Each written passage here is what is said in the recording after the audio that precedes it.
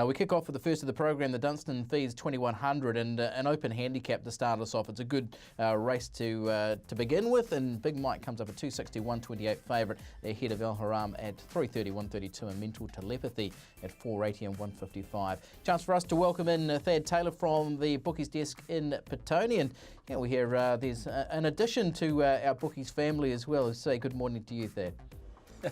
Yeah, good morning, Aidan. Looking forward to the day, particularly those jumps features at Rapa, and also all those Kiwis in action in the and over at Doomben as well. I think Pin Me Down on the Roses got to be afforded some sort of chance at double figure odds. Yeah, exactly. Yeah, congratulations to Stephen Hunt and his son. I guess he's calling him Aidan. Is that right?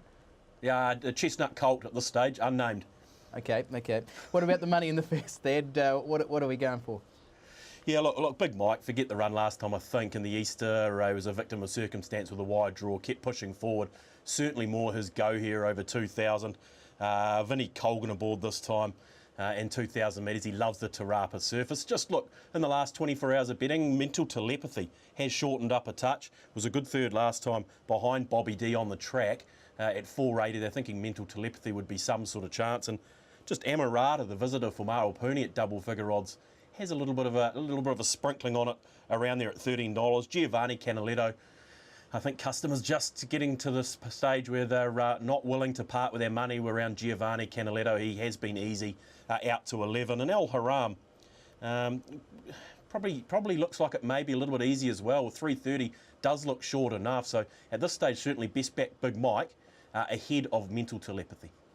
Okay, yeah, let's have a look at the speed map for you. And you'd expect that Big Mike would be on speed here.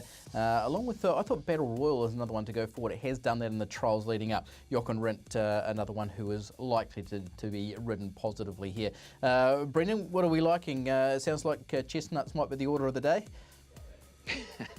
Yes, well done to the Ginga dude with the little boy as well during the week, and also to his partner in Sarah. I know he's still buzzing at the moment, and yeah, good on him. Yes, this is an interesting race, isn't it, the first race, because there's a couple of runners in here that could make this race interesting up front, and it's Jochen Rindt's one of them, who, if he finds his best form, we know he can race very well at this venue, Jochen Rindt, and he's got the right jockey aboard to be able to maybe see if he's got some of that speed in his old legs, Jochen Rindt. And then you've got Battle Royal. I agree. I think that's a horse who can play a part in going forward.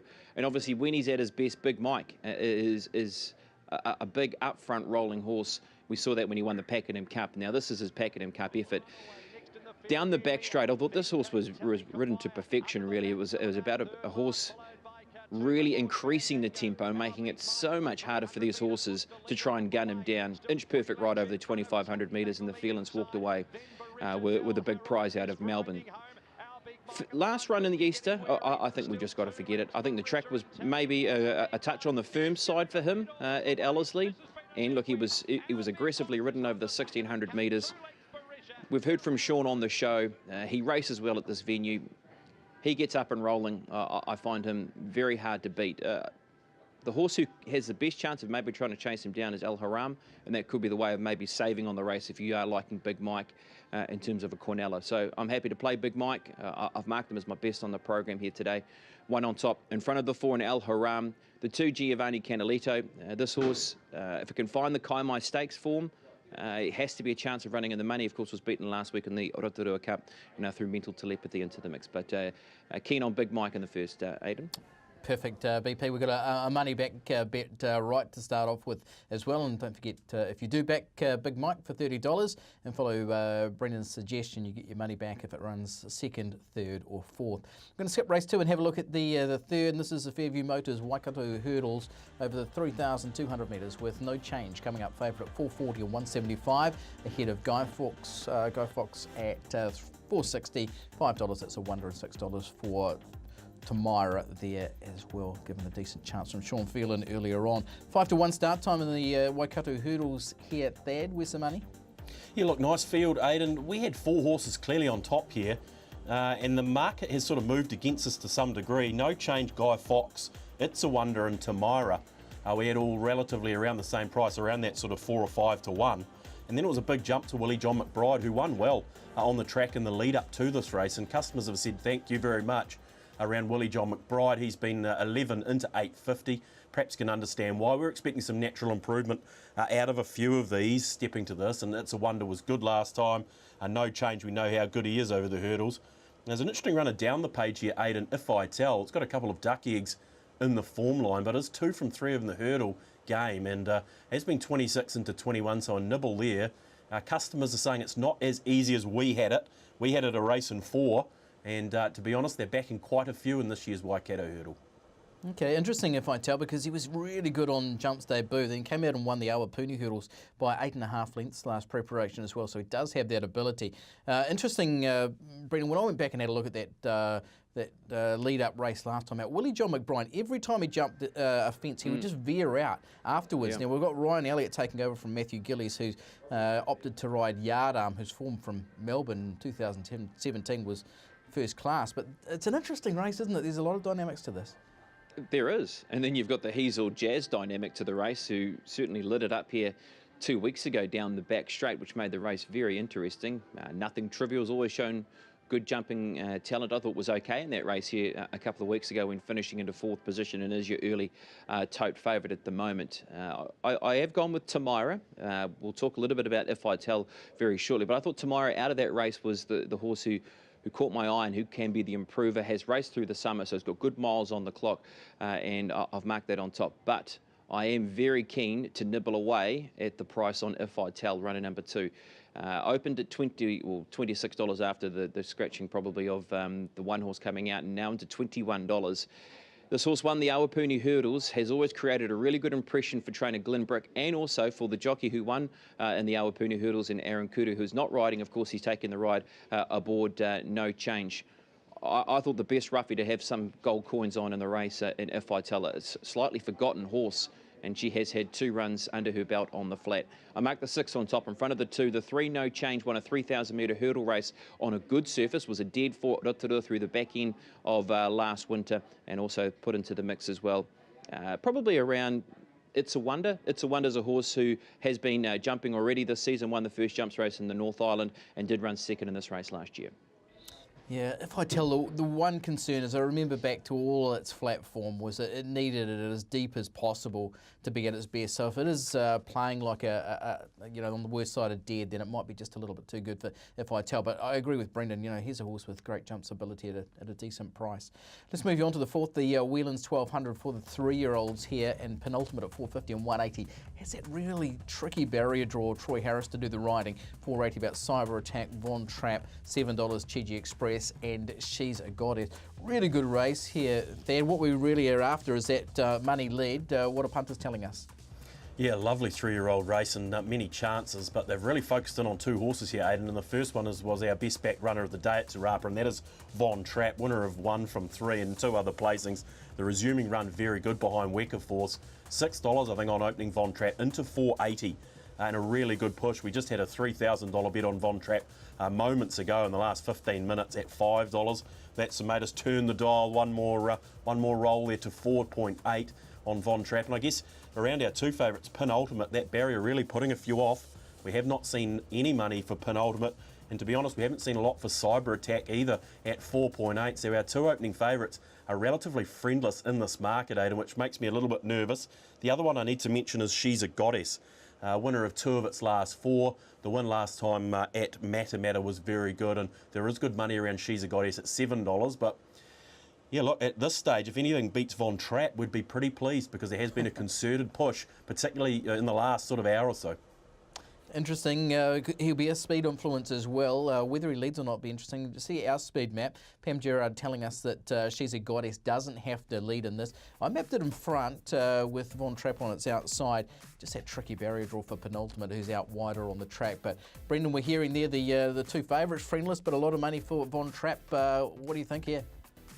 Yeah, gee, a host of different runners who can lead up. I thought Bolt from the Blue has to play a part, doesn't it, Aidan, in terms of going early. I know it's a horse who really can rattle out of the gates. Hasn't done so in the last 2 starts. Of course, was beaten here in the Cambridge Breeders, and also was awkwardly away when beaten in the key lead-up race to that particular event. But of course, we've seen Bolt from the Blue really scoot beforehand as well. Yeah, She's a Goddess, I think, plays a serious part in the race because of the barrier draw, and if Pam Gerard is saying that the horse doesn't have to lead, it's a great chance of just popping in behind one who does wants to try and buzz over if it's a Von Trapp or if it's a Bolt from the Blue.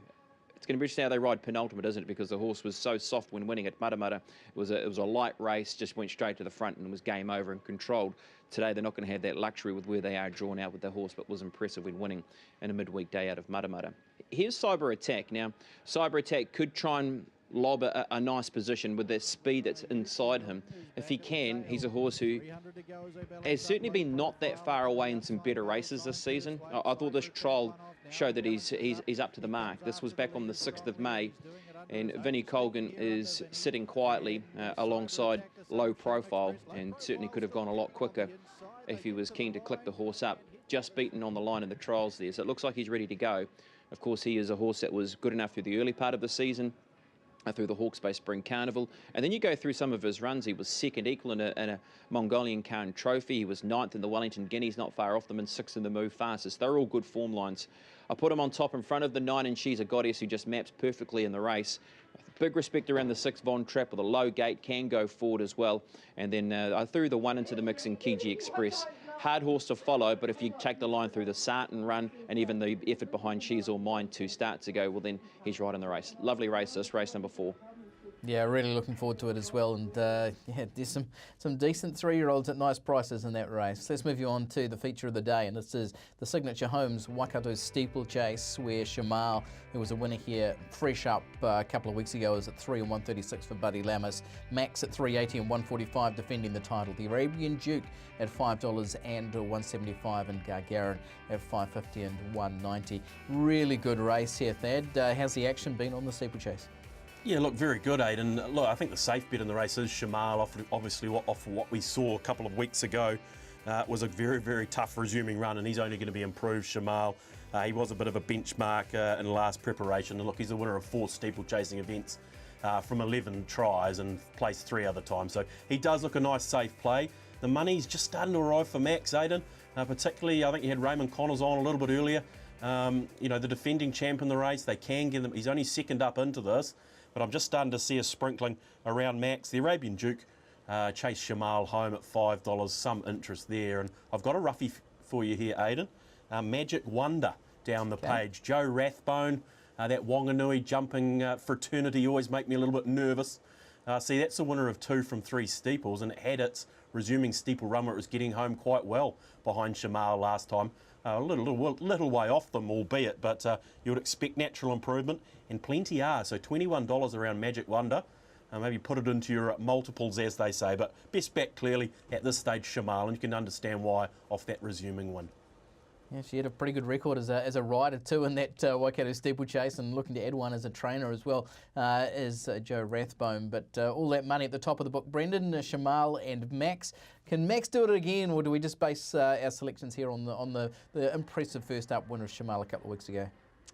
It's hard to go past what we saw here 2 weeks ago, Aidan, isn't it? And especially if the track conditions are going to play very similar, as we heard from Sniper Stewart and Brady Jones. So let's have a look at that, the concluding stages of what happened here in the Ken and Roger Brown Memorial Steeplechase. Shamal was impressive here, especially on these type of track conditions where he won for the very first time on a better surface, rated a dead 4. I mean, this is a horse who's won the Grand National, ran 3rd in the Great Northern. That's through the depths of the winter. So he's come back in super form. He was ready to rock and roll, and he delivers. I thought it was a good run from the second horse, though. He can be a big improver here today in the Arabian Duke. I really do like him as a steeplechaser for this season. I think he's one of those horses that can pick up a big prize, the Arabian Duke. I thought he did it last season by the way he won impressively over the bigger fences, and he's made some really good ground on Shamal late. And he sits in a better place at the weights today compared to Shamal. So I'm just going with the 5, the Arabian Duke, over runner number 1 in Shamal. I don't find too much between them. I think that sort of sets up as the nice form race. And then Max, yes, the winner of this race last year, when the track was rated a slow 8, has to be in the numbers. And the name's Bond. He did fall in the race here 2 weeks ago. He's a horse who'll give you a side. He'll be up front. He'll be rolling.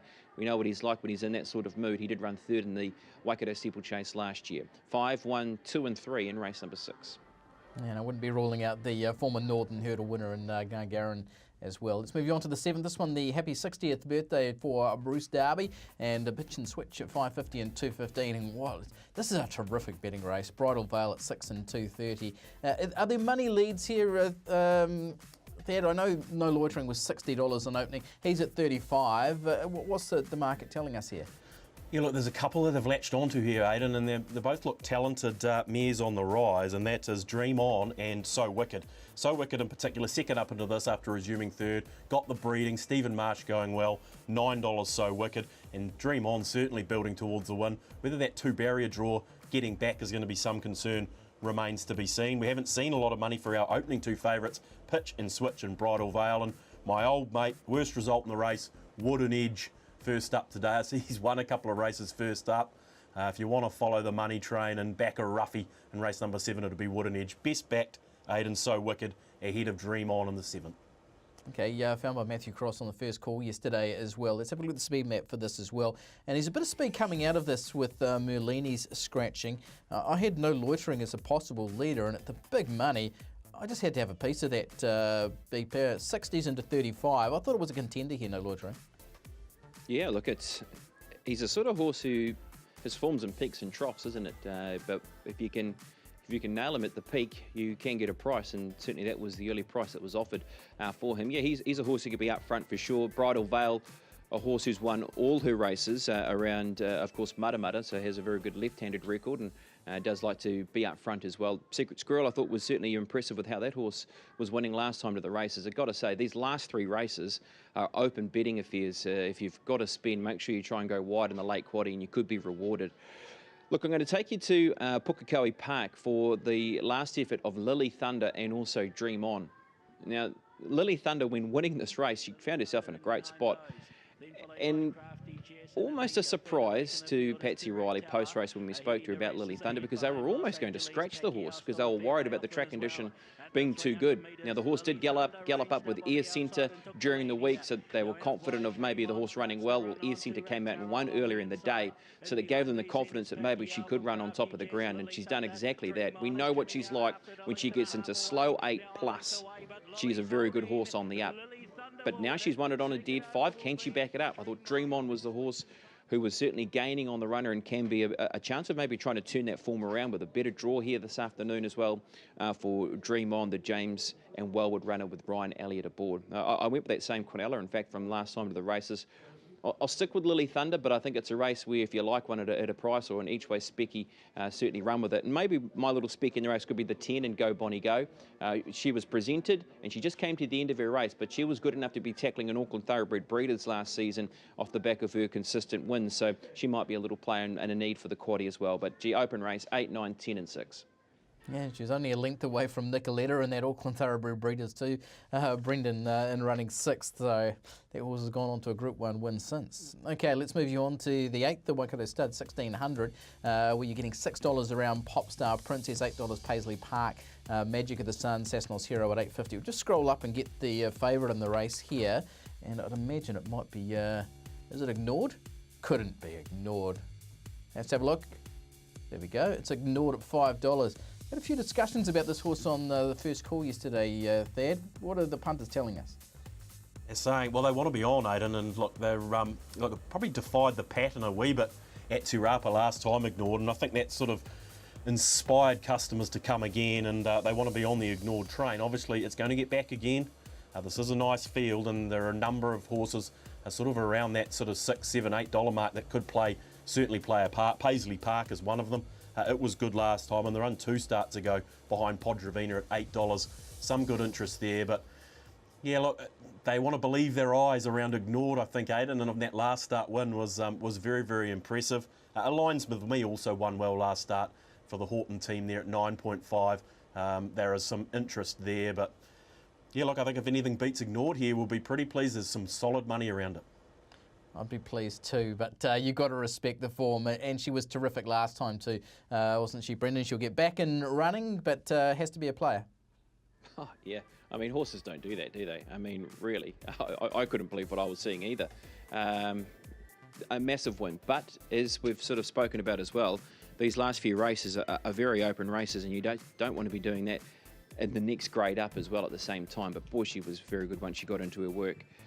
Gee, you could talk about 10 horses here and say they're a chance, couldn't you? I mean, this is a race where Paisley Park, maybe if it started pushing to that dead 5, dead 6, I'd be really keen about having something on the horse. I thought the run recently behind Rock on Wood, they've been looking for that wet track. They couldn't get into the race at Rotorua. They scratched from here 2 weeks ago, so they thought the track was maybe too firm. So it's almost a case of waiting for the tracks to get wetter for him, but he's a player. Popstar Princess just gunned down by a nice horse and Very Flash last time.